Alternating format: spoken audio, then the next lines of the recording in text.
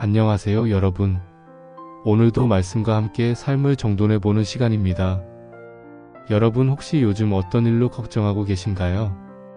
돈 문제, 자녀 문제, 건강, 미래, 우리 삶엔 걱정이 끊이지 않죠. 그런데 예수님은 너무 단순하게 말씀하십니다.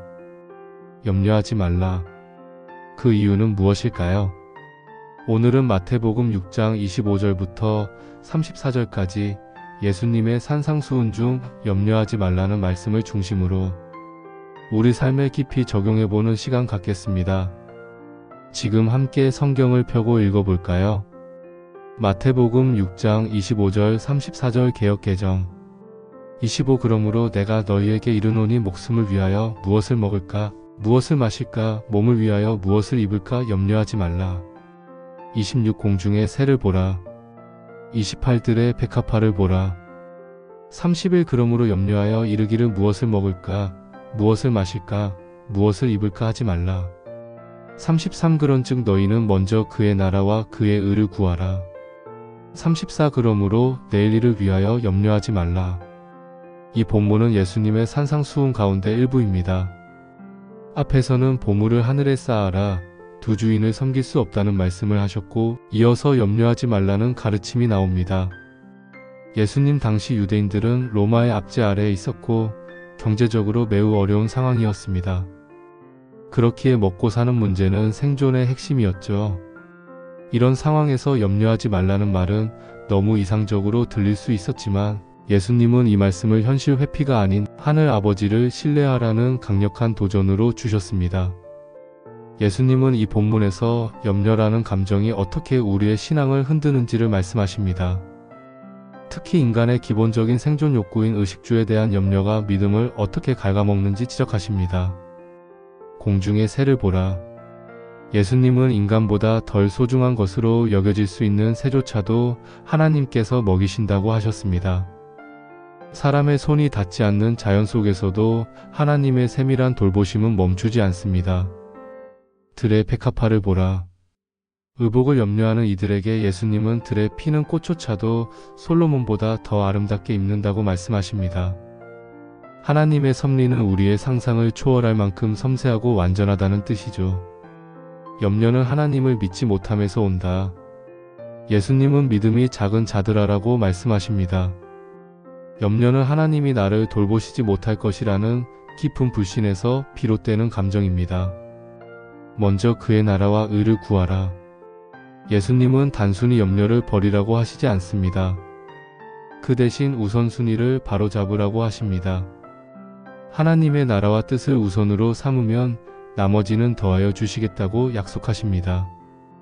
내일 일은 내일 염려할 것이라. 예수님은 오늘이라는 시간을 충실하게 살아가는 것이 믿음의 삶임을 강조하십니다. 염려는 우리를 미래로 데려가지만 믿음은 지금 이 순간 하나님께 집중하게 합니다. 이제 우리가 오늘 말씀을 어떻게 삶 속에 적용할 수 있을지 깊이 묵상해 보겠습니다. 1. 내 삶의 염려는 어디에 있나요? 오늘 예수님의 말씀은 굉장히 직접적입니다. 무엇을 먹을까, 무엇을 마실까, 무엇을 입을까 염려하지 말라. 우리는 이 말씀을 너무 잘 알고 있지만 실제로 우리의 일상은 수많은 걱정으로 가득 차 있습니다. 자녀의 교육 문제, 부모님의 건강, 내일의 업무, 은행 잔고, 월세, 인간관계.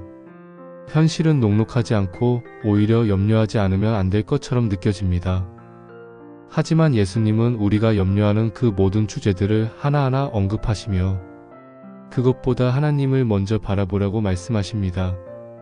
나의 염려는 지금 하나님보다 더 큰 존재처럼 느껴지고 있는 것이 아닐까요? 2. 염려는 내 인생의 중심을 누구에게 두고 있는지를 드러낸다. 염려는 신앙의 거울입니다. 내가 하나님을 믿는다고 고백하면서도 계속해서 두려워하고 걱정한다면 그건 하나님이 아닌 나 자신을 의지하고 있다는 뜻일 수 있습니다. 예수님은 염려를 단순한 감정 문제가 아니라 믿음의 문제로 보셨습니다.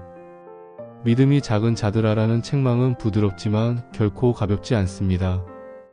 염려를 내려놓는다는 것은 결국 내가 책임지지 않아도 하나님이 하신다는 신뢰를 선택하는 것입니다.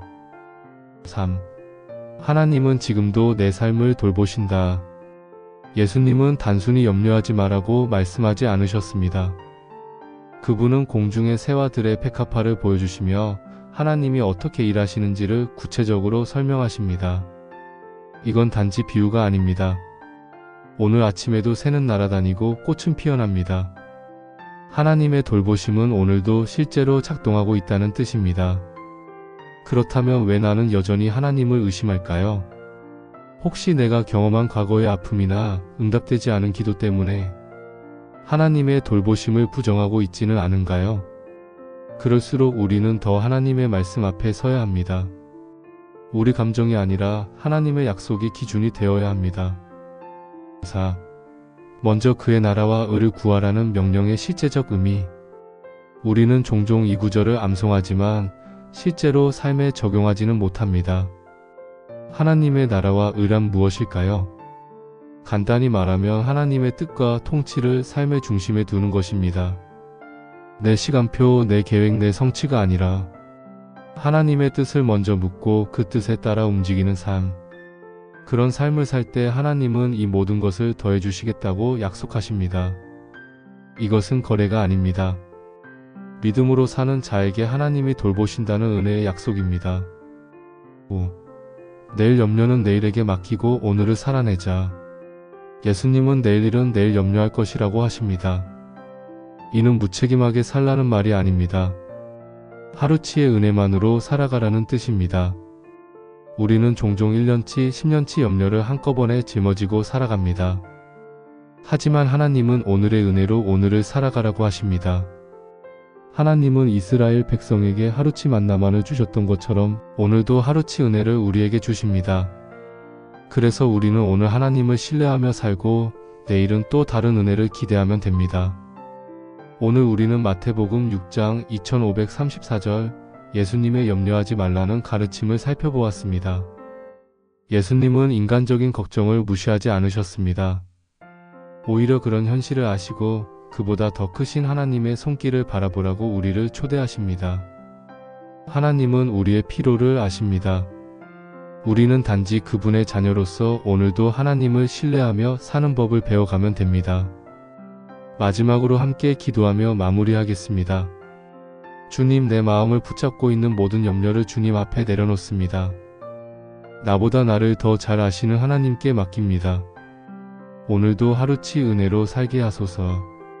예수님의 이름으로 기도드립니다. 아멘.